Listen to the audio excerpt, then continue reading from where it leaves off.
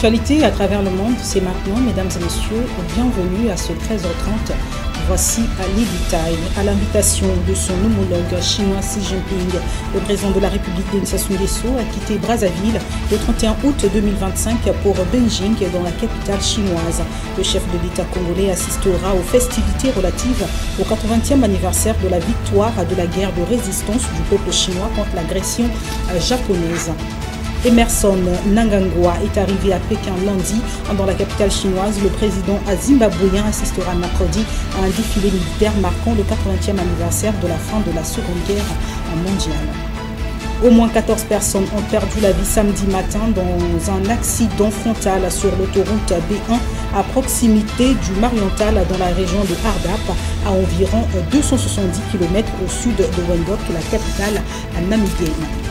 Le drame s'est produit samedi au milieu d'après-midi entre les gares de Fouka et Galal, à l'ouest de la ville d'El Daba. Le train numéro 1935 en provenance de Marsa Matrou et à destination d'Alexandrie a quitté les rails au kilomètre 203.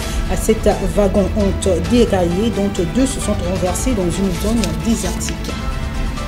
Israël annonce avoir tué le porte-parole de la branche armée du Hamas, Abu Obeida.